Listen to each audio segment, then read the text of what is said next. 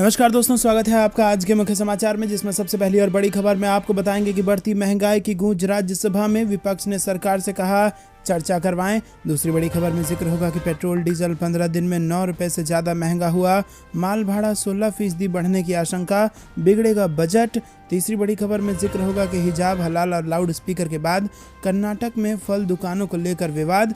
चौथी बड़ी खबर में आपको बताएंगे कि बाला साहेब ठाकरे का चेला हूं, गोली मार दो पर झुकूंगा नहीं, ईडी के एक्शन पर भड़के संजय राउत। और पांचवी बड़ी खबर में आपको बताएंगे कि केजरीवाल के मंत्री सत्येंद्र जैन के परिवार और फर्मों की संपत्ति कुर्क, सीबीआई ने दर्ज किया था मामला। दोस्तों, हर एक खबर की गहराई में आपको ले जाएंगे, लेकिन उससे पहले अगर आप भी बढ़ती महंगाई के लिए भाजपा को जिम्मेदार मानते हैं तो वीडियो को लाइक करके समर्थन दर्ज कराइए। चैनल पर नए हैं तो लाल बटन को दबा के चैनल को सब्सक्राइब कीजिए और घंटी बजाकर कमेंट में लिखिए जय हिंद। दोस्तों, रुक करते हैं सबसे पहली और बड़ी खबर की तरफ। बढ़ती महंगाई की गूंज राज्यसभा में, विपक्ष ने सरकार से कहा चर्चा करवाएं। जी हां दोस्तों, राज्यसभा में विपक्षी दलों के सदस्यों ने पेट्रोलियम उत्पादों के दामों में हो रही वृद्धि और इसके चलते बढ़ती महंगाई को लेकर चिंता जताई तथा सरकार से इस पर तत्काल चर्चा किए जाने की मांग की। सदस्यों ने दवाओं की कीमतों में वृद्धि को लेकर भी चिंता जाहिर की है। उच्च सदन की बैठक शुरू होने पर सभापति एम वेंकैया नायडू ने आवश्यक दस्तावेज सदन के पटल पर रखवाए और उसके बाद उन्होंने कहा कि कई सदस्यों ने नियम 267 के तहत नियत कामकाज स्थगित करने और पेट्रोलियम उत्पादों के दाम में हो रही वृद्धि तथा इसके चलते बढ़ती महंगाई पर चर्चा करने के लिए नोटिस दिए हैं। सभापति ने कहा कि उन्होंने इन नोटिस को स्वीकार नहीं किया है क्योंकि सदस्यों ने विनियोग विधेयक और वित्त विधेयक पर चर्चा के दौरान पेट्रोलियम उत्पादों के दाम में हो रही वृद्धि तथा महंगाई के मुद्दे पर अपनी बात रखी है। दोस्तों, रुक करते हैं अगली बड़ी खबर की तरफ। पेट्रोल डीजल 15 दिन में 9 रुपए से ज़्यादा महंगा हुआ, माल भाड़ा 16% बढ़ने की आशंका, बिगड़ेगा बजट। जी हां दोस्तों, पेट्रोल और डीजल के दाम में लगातार हो रही बढ़ोतरी से ट्रांसपोर्टर्स और व्यापारी से लेकर आम लोग तक सभी प्रभावित हुए हैं। जिस रफ्तार से ईंधन के दाम बढ़ रहे हैं उसका सीधा असर बाजार पर हो रहा है। पिछले 15 दिन में ही पेट्रोल और डीजल 9 रुपये 16 पैसे महंगा हो गया है। बाजार मामलों से जुड़े जानकार और व्यापारी कहते हैं कि इसका सीधा असर माल भाड़े पर पड़ेगा और इसमें 16% तक की बढ़ोतरी हो सकती है। Madhya Pradesh truck transport association Bhopal के अध्यक्ष जसवीर सिंह कहते हैं कि पेट्रोल डीजल के दाम बढ़ने से माल भाड़ा 16% तक बढ़ जाएगा। अगर ऐसा होता है तो इससे आम आदमी पर भी महंगाई का बोझ पड़ेगा। वहीं आपको बता दें कि भारत में डीजल की सबसे ज़्यादा खपत ट्रांसपोर्ट और एग्रीकल्चर सेक्टर में होती है। दाम बढ़ने पर यही दोनों सेक्टर सबसे ज़्यादा प्रभावित होते हैं। डीजल के दाम बढ़ने से खेती से लेकर उसे मंडी तक लाना महंगा हो गया है और इससे आम आदमी और किसान दोनों का बजट बिगड़ सकता है। दोस्तों, रुक करते हैं अगली बड़ी खबर की तरफ। हिजाब, हलाल और लाउड स्पीकर के बाद कर्नाटक में फल दुकानों को लेकर विवाद। जी हां दोस्तों, हिजाब, हलाल और लाउड स्पीकर के बाद कर्नाटक में एक और विवाद ने जन्म ले लिया है। राज्य के कुछ हिंदुत्ववादी संगठनों ने हिंदुओं से अपील की है कि वो फल बेचने के व्यापार में उतरें क्योंकि इस व्यापार पर मुसलमानों ने कब्जा जमा रखा है। हिंदू जन जागृति समिति ने मंगलवार को कहा कि फल बेचने वाले ज़्यादातर मुसलमान हैं और उन्होंने पूरी मार्केट पर कब्जा जमाया हुआ है। ये लोग कई पीढ़ियों से फल बेच रहे हैं, इसीलिए नए फल व्यापारियों के लिए अपना व्यापार चलाने में दिक्कत हो रही है। समिति ने आगे कहा कि हम नहीं कह रहे हैं कि आप किससे सामान खरीदें, आपका जिससे मन करता है उससे सामान खरीदें। हम बस ये चाहते हैं कि फल के व्यापार में हिंदू भी शामिल हो। समिति ने कहा कि हम सरकार से भी गुजारिश करते हैं कि वो इस काम से गरीब फल व्यापारियों की इस काम में मदद करे। दोस्तों, रुक करते हैं अगली बड़ी खबर की तरफ। बाला साहेब ठाकरे का चेला हूं, गोली मार दो पर झुकूंगा नहीं, ईडी के एक्शन पर भड़के संजय राउत। जहां दोस्तों, शिवसेना के नेता संजय राउत ने प्रवर्तन निदेशालय की कार्रवाई पर तीखी प्रतिक्रिया दी है। उन्होंने ईडी की ओर से अपने फ्लैट और प्लॉट कुर्क किए जाने को लेकर कहा कि भले ही मुझे ही गोली मार दी जाए या फिर जेल भेज दिया जाए, मैं चुप नहीं बैठूंगा। संजय राउत ने कहा कि मैं बाला साहेब ठाकरे का चेला हूं और झुक नहीं सकता। संजय राउत ने कहा कि प्रॉपर्टी का मतलब आखिर क्या होता है? क्या मैं मेहुल चौकसी हूं, नीरव मोदी हूं या फिर विजय माल्या हूं? मैं अंबानी या अडानी भी नहीं हूं। मैं जिस घर में रहता हूं वो छोटा सा है। मेरा जो पैतृक स्थान अलीबाग है वहां 1 एकड़ जमीन भी नहीं है। जो भी हमने लिया है वो मेहनत की कमाई से खरीदा है जो 2019 में ली गई थी। संजय राउत ने ईडी की कार्रवाई को बदले का एक्शन बताया और उन्होंने कहा कि ये जो कुछ भी हो रहा है वो बदले की कार्रवाई से हो रहा है।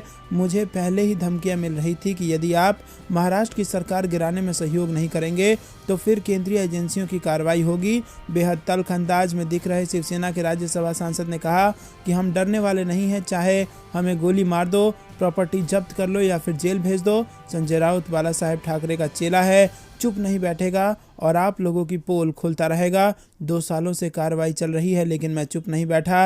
अब जिसे फुदकना है फुदकता रहे, नाचता रहे। आने वाले दिनों में पता चल जाएगा कि आखिर सच क्या है। दोस्तों रुक करते हैं अगली बड़ी खबर की तरफ। ईडी की बड़ी कार्रवाई, केजरीवाल के मंत्री सत्येंद्र जैन के परिवार और फर्मों की संपत्ति कुर्क। सीबीआई ने दर्ज किया था मामला। जी हाँ दोस्तों, अरविंद केजरीवाल सरकार में मंत्री सत्येंद्र जैन के खिलाफ प्रवर्तन निदेशालय ने कार्रवाई की है।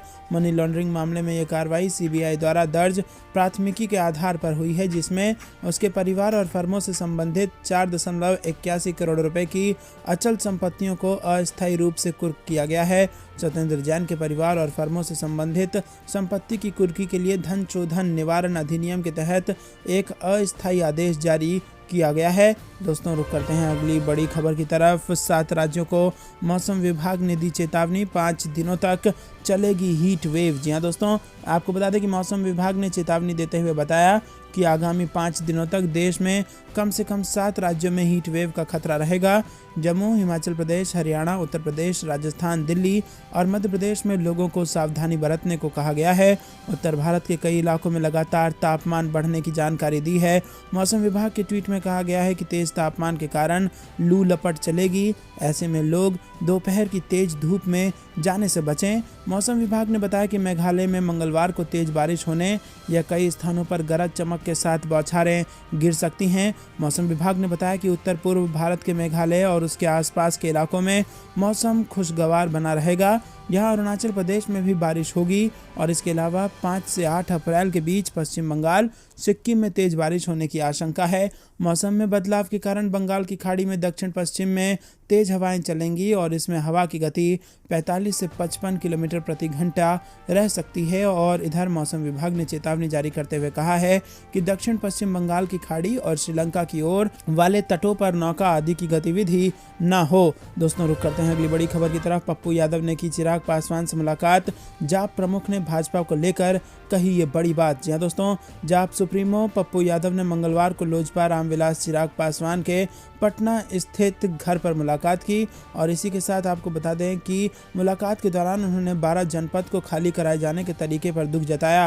उन्होंने कहा कि रामविलास मेरे पिता समान थे, हम लोगों ने काफ़ी लंबे समय तक साथ राजनीति की और ऐसे में उनकी तस्वीर को सड़क पर फेंका हुआ देखना दुखदाई रहा। उनकी तस्वीर को जमीन पर फेंकना दलितों का अपमान है।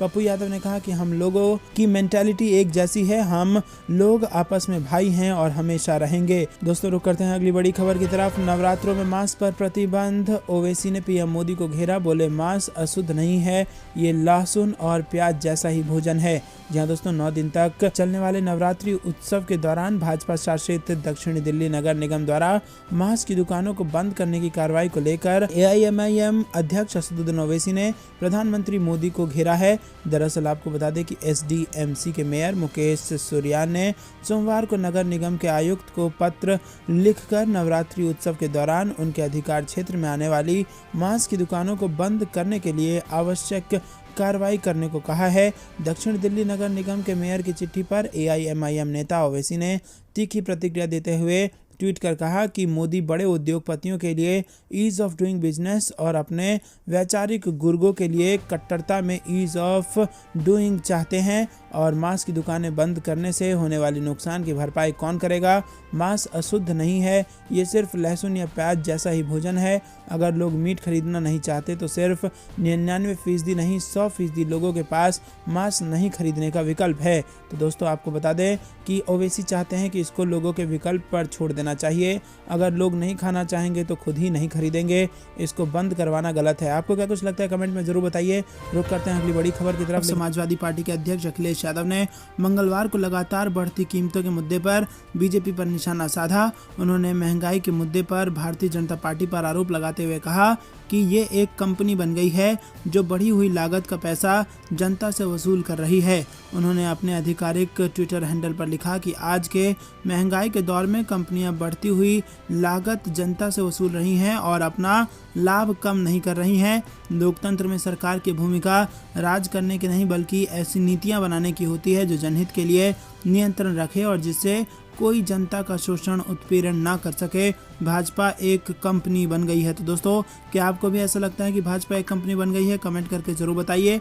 उन्होंने अपने ट्वीट के साथ एक समाचार report cost of living rise in India as companies pass on higher prices को भी टैग किया है। बता दें कि पेट्रोल और डीजल की कीमतों में मंगलवार को एक बार फिर 80 पैसे प्रति लीटर की बढ़ोतरी की गई है। दोस्तों, रुक करते हैं अगली बड़ी खबर की तरफ। सोनिया गांधी का बड़ा हमला, बोली कई राज्यों में चल रहा है भाजपा का विभाजनकारी एजेंडा, हम डरेंगे नहीं। जहां दोस्तों, आपको बता दें कि कांग्रेस अध्यक्ष सोनिया गांधी ने मंगलवार सुबह कांग्रेस संसदीय दल की बैठक की अध्यक्षता की और संसद में हुई इस बैठक में कई अहम मुद्दों पर बात हुई। सोनिया गांधी ने पार्टी नेताओं को एकजुट रहने को कहा।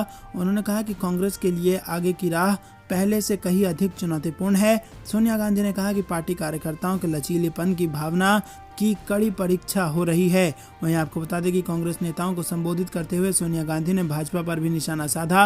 उन्होंने कहा कि सत्ताधारी पार्टी देश में विभाजनकारी एजेंडा चला रही है। सभी राज्यों में इतिहास के साथ छेड़छाड़ किया जा रहा है।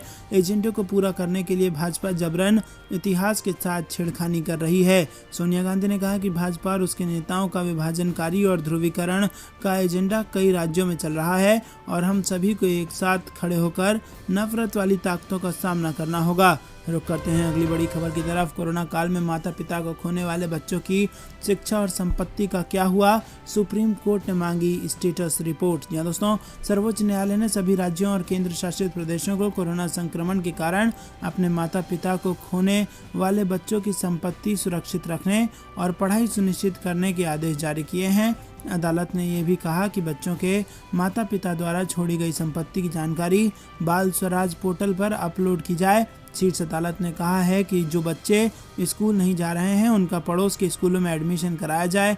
शीर्ष अदालत ने राज्यों को स्टेटस रिपोर्ट दायर करते हुए ऐसे बच्चों की शिक्षा की स्थिति बताने का आदेश दिया है। यह आदेश न्यायमूर्ति एल नागेश्वर राव के नेतृत्व वाली बेंच ने राष्ट्रीय बाल आयोग की तरफ से दायर स्थिति रिपोर्ट में की गई मांगों को देखने और न्याय मित्र एवं वकील गौरव अग्रवाल की दलीलें सुनने के बाद दिए हैं। अदालत कोरोना में माता पिता को खोने वाले बच्चों की देखरेख, शिक्षा आदि से संबंधित मामले की सुनवाई कर रही थी। पिछली तारीख पर बाल आयोग ने सर्वोच्च न्यायालय में रिपोर्ट दाखिल करते हुए ऐसे बच्चों की संपत्ति सुरक्षित करने और संपत्ति पर देनदारियों के संबंध में ध्यान दिए जाने के जिलाधिकारियों को निर्देश देने की मांग की थी।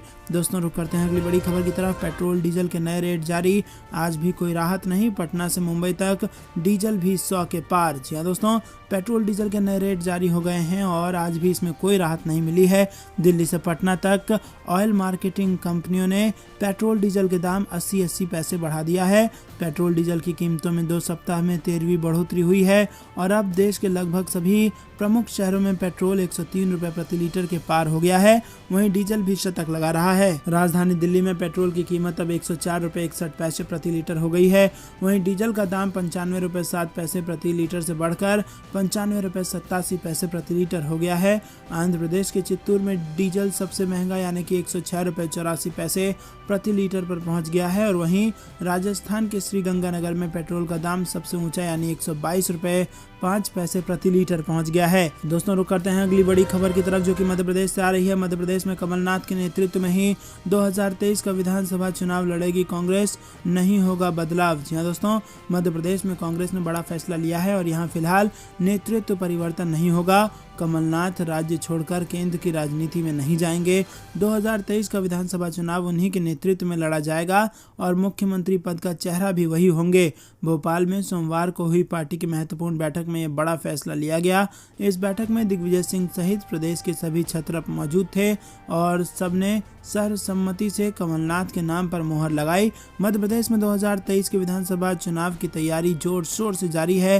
बीजेपी और कांग्रेस जी जान से जुट गए हैं और इसी सिलसिले में भोपाल में हुई बैठक में ये फैसला लिया गया कि चुनाव पीसीसी चीफ कमलनाथ के नेतृत्व में ही लड़ा जाएगा और इसी के साथ कमलनाथ के केंद्रों में जाने या पीसीसी चीफ का पद छोड़ने की अटकलें पर भी विराम लग गया है। बैठक में सर्वसम्मति से ये फैसला लिया गया कि सरकार के खिलाफ बड़े आंदोलन किए जाएंगे और हर 15 दिनों में दिग्गजों की बैठक होगी। दोस्तों रुक करते हैं अगली बड़ी खबर की तरफ। भगवंत मान की सरकार का एक और बड़ा फैसला, पंजाब में होगा एंटी गैंगस्टर टास्क फोर्स का गठन। जी हाँ दोस्तों, पंजाब में अपराध पर लगाम लगाने के लिए सीएम भगवंत मान ने बड़ा फैसला लिया है। पंजाब के सीएम भगवंत मान ने ऐलान किया है कि राज्य में एंटी गैंगस्टर टास्क फोर्स का गठन किया जाएगा। पंजाब सरकार की ओर से जानकारी दी गई है कि एंटी गैंगस्टर टास्क फोर्स को एडीजी रैंक का अधिकारी हेड करेगा। वहीं मंगलवार सुबह भगवंत मान की ओर से राज्य में हो रहे अपराधों पर लगाम लगाने को लेकर एक अहम बैठक बुलाई गई थी। इस बैठक के बाद सरकार की ओर से जारी बयान में कहा गया कि राज्य में एंटी गैंगस्टर टास्क फोर्स बनाने का फैसला किया गया है और एडीजी रैंक का अधिकारी एंटी गैंगस्टर टास्क फोर्स को हेड करेगा। बता दें कि भगवंत मान के सीएम पद की शपथ लिए हुए 20 दिन का समय हो चुका है और पहली बार आम आदमी पार्टी की से पूरे राज्य में सरकार बनी है और आम आदमी पार्टी की सरकार बनने के बाद ही राज्य में अपराध से जुड़ी हुई घटनाएं ज्यादा चर्चा में आ गई थी। कांग्रेस पार्टी की ओर से लगातार कानून व्यवस्था के मुद्दे को लेकर सीएम भगवंत मान पर सवाल उठाए जा रहे थे और इन्हीं बातों को देखते हुए पंजाब सरकार ने इस संबंध में बड़ा फैसला लिया है। रुक करते हैं अगली बड़ी खबर की तरफ, जो कि बिहार से आ रही है। नीतीश कुमार कब पद छोड़ने वाले हैं? कांग्रेस के वरीय नेता ने सीएम के सीक्रेट प्लान का कर दिया पर्दाफाश। जी हाँ दोस्तों, आपको बता दें कि बोछा विधानसभा सीट के लिए होने वाले उपचुनाव को लेकर इन दिनों गहमा गहमी तेज है। चुनाव प्रचार को लेकर विभिन्न दलों के नेता यहां पहुंच रहे हैं और इस दौरान तरह तरह के दावों और प्रतिदावों सुनने को मिल रहे हैं और इसी क्रम में मुजफ्फरनगर पहुंचे कांग्रेस के बिहार प्रभारी भक्त चरण दास ने बताया कि सीएम नीतीश कुमार एक सीक्रेट प्लान पर काम कर रहे हैं। उन्होंने संभावना प्रकट की है कि बिहार विधानसभा उपचुनाव संपन्न होने के बाद सीएम इस पर अमल कर सकते हैं। उन्होंने अपने कार्यकर्ताओं को बिहार में होने वाले संभावित बदलाव के लिए पूरी तरह से तैयार रहने का आह्वान किया। इतना ही नहीं, उन्होंने वीआईपी सुप्रीमो मुकेश सहनी और बीजेपी के बीच हुए विवाद के संदर्भ में भी अपनी बातों को विस्तार से रखा। उन्होंने कार्यकर्ताओं से वर्तमान बिहार सरकार की विफलता को लेकर जनता के बीच जाने का आह्वान किया। रुक करते हैं अगली बड़ी खबर की तरफ, जो कि बिहार से आ रही है। तेजस्वी यादव का बड़ा बयान, बोले बीजेपी के किसी नेता में काबिलियत नहीं है। जहां दोस्तों, बिहार के डिप्टी सीएम तथा भारतीय जनता पार्टी के नेता तारकिशोर प्रसाद की तरफ से प्रदेश में योगी मॉडल को लेकर दिए गए बयान पर विपक्ष के नेता तेजस्वी यादव ने हमला बोला है। तेजस्वी यादव ने कहा कि बिहार में भारतीय जनता पार्टी का सीएम चेहरा ही नहीं, क्योंकि यहाँ के दोनों डिप्टी सीएम स्वयं को काबिल नहीं समझते। भारतीय जनता पार्टी पर हमला बोलते हुए तेजस्वी यादव ने कहा कि तारकिशोर प्रसाद के बयान ने ये साबित कर दिया कि उनके नेताओं में सीएम पद की या काम करने की काबिलियत नहीं है। तेजस्वी यादव ने कहा कि दुनिया की सबसे बड़ी राजनीतिक पार्टी के पास बिहार के लिए सीएम का कोई चेहरा ही नहीं है। भारतीय जनता पार्टी नेताओं ने साबित कर दिया है कि सीएम बनकर काम करने की काबिलियत किसी में नहीं है और इसका मतलब है कि भाजपा में इन्होंने आत्मसमर्पण कर दिया है। रुक करते हैं अगली बड़ी खबर की तरफ। पेट्रोल डीजल की बढ़ती कीमतों पर राज्यसभा में हंगामा, कार्यवाही दिन भर के लिए स्थगित। जी हाँ दोस्तों, आपको बता दें कि पेट्रोल डीजल और रसोई गैस की कीमतों में लगातार हो रही वृद्धि के मुद्दे पर सोमवार को राज्यसभा में तमाम विपक्षी दलों के सदस्यों ने जोरदार हंगामा किया और इसकी वजह से उच्च सदन की कार्रवाई 2 बार के स्थगन के बाद दिन भर के लिए स्थगित कर दी गई और 2 बार के स्थगन के बाद दोपहर 2 बजे जैसे ही सदन की कार्रवाई शुरू हुई, पीठासीन उपसभापति सस्मित पात्रा ने श्रम और रोजगार मंत्रालय के कामकाज पर हुई चर्चा का जवाब देने के लिए केंद्रीय मंत्री भूपेंद्र यादव का नाम पुकारा। दोस्तों, आपको बता दें कि यहाँ पर पेट्रोल डीजल और रसोई गैस की कीमतों में वृद्धि के मुद्दे पर जबरदस्त हंगामा सदन में भी हो रहा है। रुक करते हैं अगली बड़ी खबर की तरफ। ईंधन की कीमतों को लेकर राहुल गांधी ने पीएम मोदी पर किया हमला, कहा यह है प्रधानमंत्री मोदी की जन धन लूट योजना। जी हाँ दोस्तों, कांग्रेस के पूर्व अध्यक्ष राहुल गांधी ने पेट्रोल डीजल और रसोई गैस की कीमतों में बढ़ोतरी को लेकर सरकार पर निशाना साधते हुए कहा कि ये प्रधानमंत्री जन धन लूट योजना है। उन्होंने मोटरसाइकिल, कार, ट्रैक्टर और ट्रक के पेट्रोल टैंक फुल कराने की मौजूदा कीमत की तुलना 2014 के समय की कीमत से करते हुए एक ग्राफ भी ट्विटर पर साझा किया और राहुल गांधी ने कहा कि प्रधानमंत्री जन धन लूट योजना है ये। दोस्तों, आपको बता दें कि कांग्रेस के मुख्य प्रवक्ता रणदीप सुरजेवाला ने ट्वीट किया कि मोदी सरकार के कार्यकाल में अब हर सुबह अपने साथ उमंग नहीं बल्कि महंगाई की उदासी लेकर आती है। ईंधन लूट की नई किस्त में आज सुबह भी पेट्रोल और डीजल के दामों में 40 पैसे प्रति लीटर की वृद्धि की गई है। सीएनजी भी 2.5 रुपये प्रति किलोग्राम महंगी हो गई। उन्होंने आरोप लगाया कि भाजपा को वोट मतलब महंगाई को जनादेश। पेट्रोल और डीजल की कीमतों में सोमवार को एक बार फिर 40 पैसे प्रति लीटर की बढ़ोतरी की गई। 2 सप्ताह से भी कम समय में पेट्रोल की कीमत में कुल 8 रुपये 40 पैसे प्रति लीटर की बढ़ोतरी की गई है। सार्वजनिक क्षेत्र की पेट्रोलियम विपणन कंपनियों की तरफ से जारी मूल्य संबंधी अधिसूचना के मुताबिक राष्ट्रीय राजधानी दिल्ली में पेट्रोल की कीमत 103 रुपये 41 पैसे प्रति लीटर से बढ़कर अब 103 रुपये 81 पैसे प्रति लीटर और डीजल की कीमत 94 रुपये 67 पैसे प्रति लीटर से बढ़कर 95 रुपये 7 पैसे प्रति लीटर हो गई है। रुक करते हैं अगली बड़ी खबर की तरफ। आरएसएस या बीजेपी के दबाव की वजह से पीएम मोदी की बोलती है बंद। करौली की घटना को लेकर सीएम अशोक गहलोत ने मोदी सरकार को घेरा। जी हां दोस्तों, राजस्थान के मुख्यमंत्री अशोक गहलोत ने 2 अप्रैल को करौली में धार्मिक जुलूस के दौरान हुए पथराव का ठीकरा बीजेपी पर फोड़ते हुए प्रधानमंत्री नरेंद्र मोदी को घेरा। सीएम अशोक गहलोत ने कहा कि एनडीए की सरकार बनने के बाद एक बार फिर लिंचिंग की घटना हुई है और इस घटना के बाद प्रधानमंत्री नरेंद्र मोदी ने कहा था कि वो लिंचिंग करने वाला असामाजिक तत्व है। सीएम गहलोत ने कहा कि पीएम के उस बयान का देश ने स्वागत किया था, लेकिन आरएसएस या भाजपा का उन पर दबाव पड़ा होगा और इसके बाद से उनकी बोलती बंद हो गई है और उसके बाद से वो नहीं बोले हैं कुछ। राजस्थान के सीएम ने कहा कि पीएम को आगे आना चाहिए और हिंसा की निंदा करनी चाहिए, भले ही इसके लिए कोई भी जिम्मेदार हो। कानून व्यवस्था कायम रहनी चाहिए। हिंदू हो, मुसलमान हो, जो भी असामाजिक हो, उसे सजा मिलनी चाहिए। गहलोत ने आगे कहा कि प्रधानमंत्री देश को संबोधित करें और हिंसा की निंदा करें। देश में कानून का राज रहे और सबसे बड़ी जिम्मेदारी प्रधानमंत्री और गृह मंत्री की है। वो देश में शांति स्थापित करने की अपील करें और वो कहें कि वो हिंसा बर्दाश्त नहीं करेंगे। दोस्तों, रुक करते हैं अगली बड़ी खबर की तरफ। तेल की बढ़ती कीमतों को लेकर ममता का केंद्र पर निशाना। बोली सीबीआई ईडी का इस्तेमाल की बजाय पीएम बुलाएं सर्वदलीय बैठक। जी हां दोस्तों, पश्चिम बंगाल की मुख्यमंत्री ममता बनर्जी ने ईंधन की आसमान छूती कीमतों को लेकर सोमवार को भाजपा के नेतृत्व वाली केंद्र सरकार पर जमकर निशाना साधा। उन्होंने मौजूदा आर्थिक समस्याओं के समाधान के उपाय तलाशने के लिए केंद्र से एक सर्वदलीय बैठक बुलाने की मांग की थी। ममता ने आरोप लगाया कि केंद्र सरकार ने गैर भाजपा शासित राज्यों में भगवा दल द्वारा किए जा रहे अत्याचारों से ध्यान भटकाने के लिए पेट्रोल डीजल की कीमतों में वृद्धि की है। राज्य सचिवालय में बातचीत में तृणमूल कांग्रेस प्रमुख ने कहा कि वृद्धि से निपटने के लिए केंद्र के पास कोई योजना नहीं है और इस संकट के लिए भाजपा जिम्मेदार है और ये उत्तर प्रदेश चुनाव में जीत के बाद देश के लिए उसका रिटर्न गिफ्ट है। ममता बनर्जी ने कहा कि विरोधी दलों के खिलाफ सीबीआई और ईडी जैसी जांच एजेंसियों का इस्तेमाल करने के बजाय केंद्र को मौजूदा आर्थिक समस्याओं का हाल तलाशने के लिए एक सर्वदलीय बैठक बुलानी चाहिए। दोस्तों, रुक करते हैं अगली बड़ी खबर की तरफ, जिसमें आपको बता दें कि मोदी सरकार के ड्रीम प्रोजेक्ट में नीतीश सरकार फिसड्डी। सीएजी की रिपोर्ट में खुलासा, बेकार पड़े हैं अरबों रुपए। जी हां दोस्तों, गंगा की सफाई के लिए केंद्र सरकार की नमामि गंगे योजना में बिहार सरकार फिसड्डी साबित हुई है। नियंत्रक एवं महालेखा परीक्षक की रिपोर्ट में खुलासा हुआ है कि बिहार सरकार ने फंड के बड़े हिस्से का अब तक इस्तेमाल ही नहीं किया है। राजधानी पटना में सीवरेज इंफ्रास्ट्रक्चर को मजबूत करने के लिए ये पैसा आवंटित किया गया था। दोस्तों, बिहार विधानसभा में हाल ही में रखे गए सीएजी रिपोर्ट में कहा गया है कि इस योजना के तहत 4 वित्त वर्ष में 684 करोड़ रुपए का इस्तेमाल करना था, लेकिन Bihar state Ganga river conservation and programme management society की ओर से इसका इस्तेमाल नहीं किया गया। रिपोर्ट में कहा गया कि ऑडिट से पता चलता है कि 2016-17 से 19-20 के बीच केवल 16 से 50% फंड का ही इस्तेमाल किया गया है। National mission for clean Ganga ने पिछले फंड का इस्तेमाल सुनिश्चित किए बिना अगली किस्त जारी कर दी है, जिससे BGCMS के सेविंग अकाउंट में 683.10 करोड़ रुपए बेकार पड़े रहे।